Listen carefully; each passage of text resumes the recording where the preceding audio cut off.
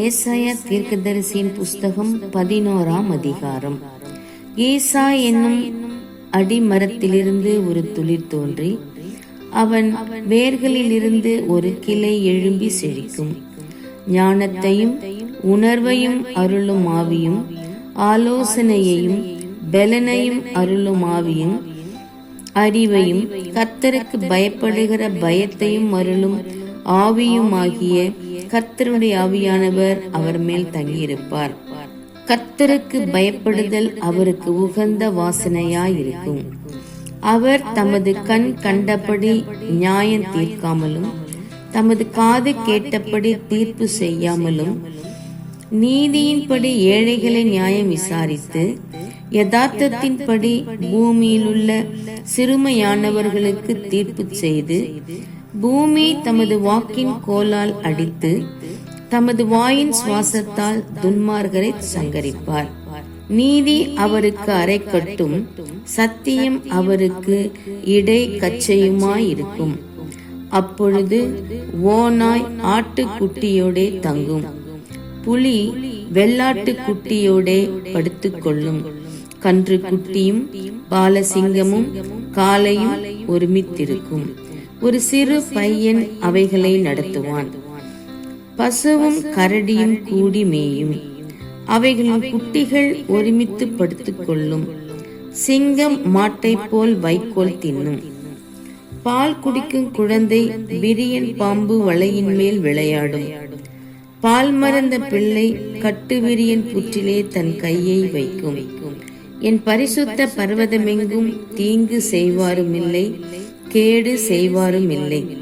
சமுத்திரம் ஜலத்தினால் நிறைந்திருக்கிறது போல் பூமி கர்த்தரை அறிகிற அறிவினால் நிறைந்திருக்கும். அக்காலத்திலே ஜனங்களுக்கு கொடியாக நிற்கும் ஈசாயின் வேருக்காக ஜாதிகள் விசாரித்து கேட்பார்கள். அவருடைய தாபர ஸ்தலம் மகிமையாயிருக்கும். அக்காலத்திலே ஆண்டவர் அசிரியாவிலும், எகிப்திலும், பத்ரோசிலும், எத்தியோப்பியாவிலும், பெர்சியாவிலும், சினேயாரிலும், ஆமாத்திலும், சமுத்திர தீவுகளிலும் தம்முடைய ஜனத்தில் மீதியானவர்களை மீட்டுக்கொள்ள திரும்ப இரண்டாம் விசை தமது கரத்தை நீட்டி ஜாதிகளுக்கு ஒரு கொடியை ஏற்றி இஸ்ரவேலில் துரத்துண்டவர்களை சேர்த்து யூதாவில் சிதறடிக்கப்பட்டவர்களை பூமியின் 4 திசைகளிலும் இருந்து கூட்டுவார்.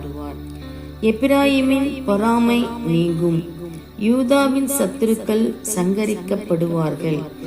எப்பிராயிம் யூதாவின் மேல் பொறாமையாயிரான், யூதா எப்பிராயிமை துன்பப்படுத்தான். அவர்கள் இருவரும் ஏகமாய் கூடி மேற்கே இருக்கிற பெலிஸ்தருடைய எல்லைகளின் மேல் பாய்ந்து கீழ்திசையாரை கொள்ளையிட்டு ஏதோமின் மேலும் மோவாபின் மேலும் கை போடுவார்கள். அம்மோன் புத்திரர் அவர்களுக்கு கீழ்ப்படிவார்கள்.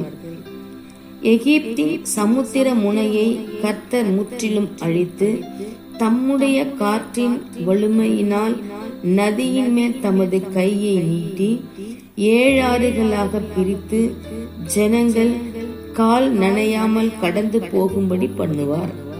இஸ்ரவேலர் எகிப்து தேசத்திலிருந்து புறப்பட்ட நாளில் அவர்களுக்கு இருந்தது போல அசிரியாவிலே அவருடைய ஜனத்தில் மீதியானவர்களுக்கு ஒரு பெரும் பாதை இருக்கும். ஆமென்.